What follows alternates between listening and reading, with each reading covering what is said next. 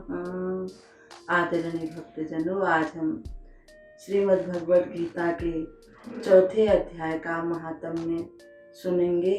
और ये भगवान श्री नारायण जी के मुख की वाणी है।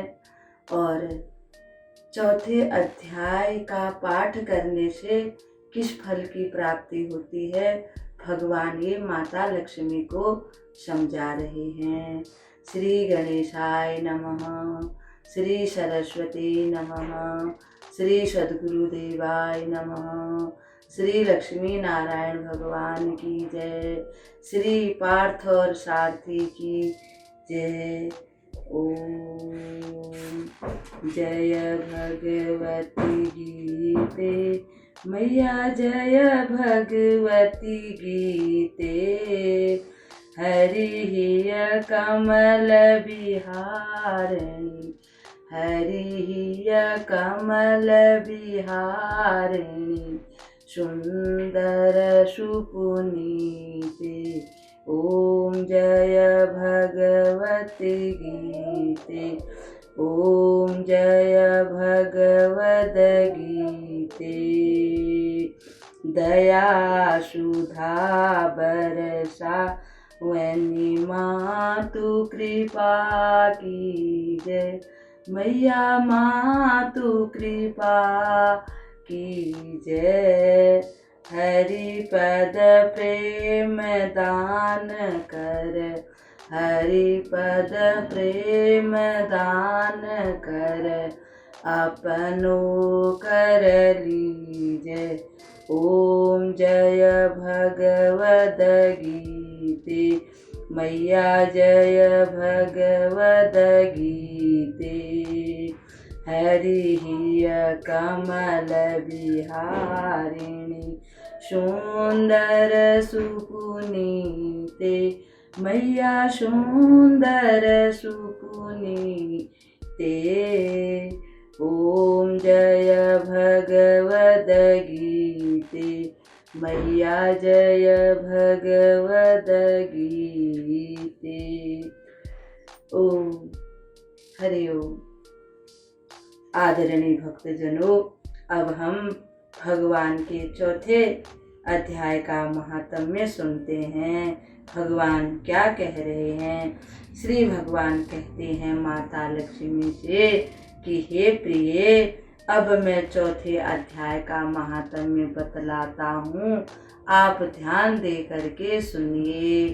काशी गंगा जी के तट पर काशी नाम की एक नगरी है।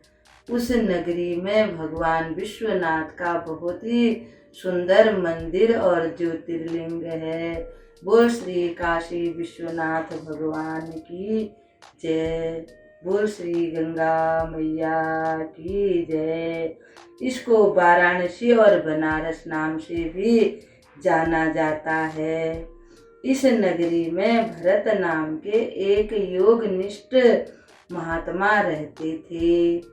वे भगवान के बड़े ही भक्त थे और प्रतिदिन गीता जी के चौथे अध्याय का पाठ किया करते थे। गीता जी के चौथे अध्याय का पाठ करने से उनमें इतनी सामर्थ्य आ गई थी कि न तो उनको ठंड सताती थी, न उनको गर्मी सताती थी, न बरसात। वे हरदम एक जैसे रहते थे। ये जो प्राकृतिक सुख सुविधाएं होती हैं, ये भी उनको विचलित नहीं करते थे। ऋतुएं भी उनको कोई सुख या दुख देने वाली नहीं होती थी। एक समय वे काशी से भगवान के मंदिरों का दर्शन करते हुए, भ्रमण करते हुए नगर से बाहर निकल गए। वहां उन्होंने देखा कि बेर के दो सुंदर से हरे भरे से वृक्ष हैं। उन वृक्षों की सुंदर छाया हो रही थी और वे उस वृक्षों के मूल में, एक वृक्ष के मूल यानी जड़ में उन्होंने अपना सिर रखा और दूसरे वृक्ष के जड़ में अपने पैर रख दिए और वे गीता के चौथे अध्याय का पाठ करने लगे। जब भरत मुनि वहाँ से चले गए, 5-6 दिन के बाद वे दोनों वृक्ष सूख गए। सूखे भी ऐसे कि उनकी शाखाएं पत्ते भी कुछ न रहे, कुछ भी शेष नहीं रहा।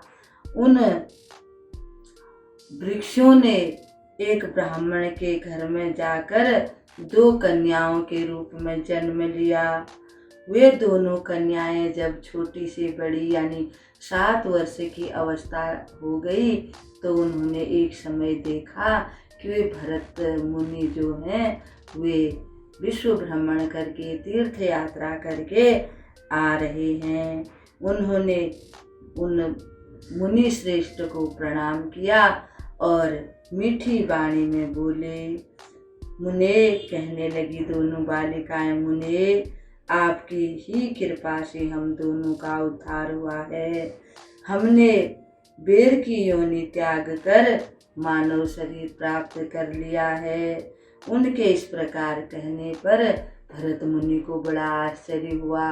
वो सोचने लगे कि मैंने कब इन पर उपकार किया।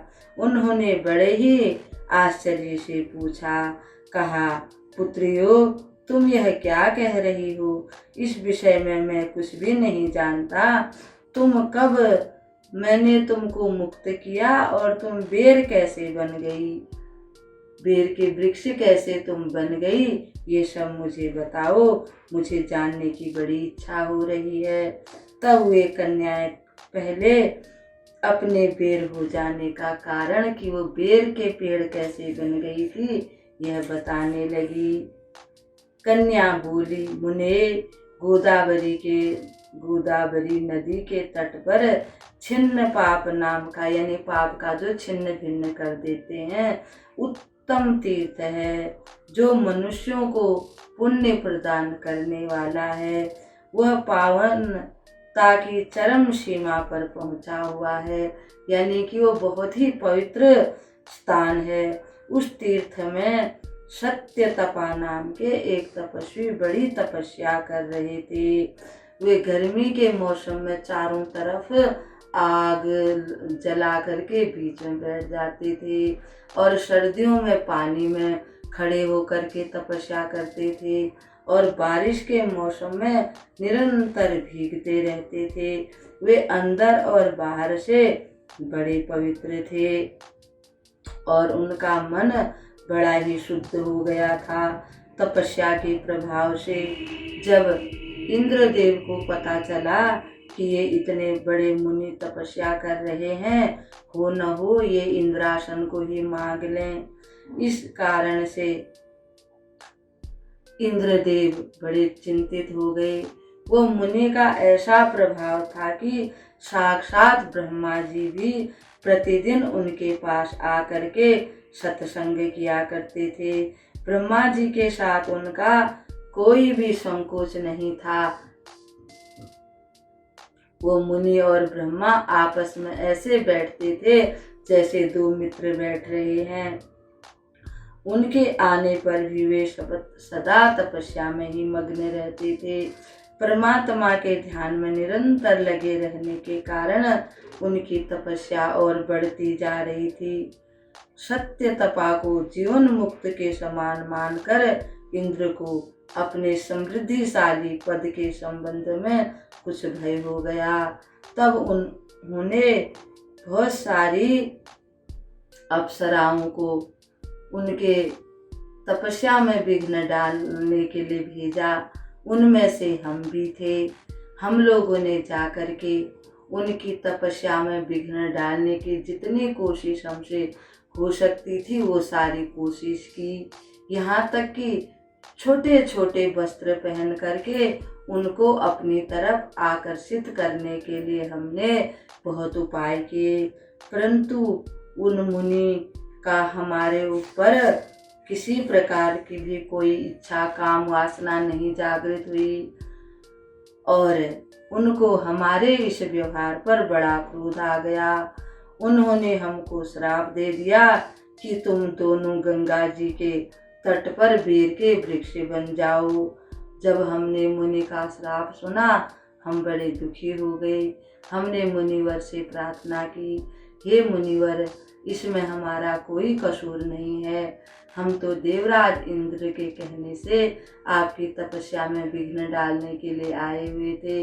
हम तो पराधीन हैं, पराधीन क्या कर सकता है, इसलिए आप हमें क्षमा कर दीजिए। हमारी अपनी कोई ऐसी भावना नहीं थी कि हम आपकी तपस्या में विघ्न डालें। हमारी प्रार्थना से वे मुनिवर प्रसन्न हो गए।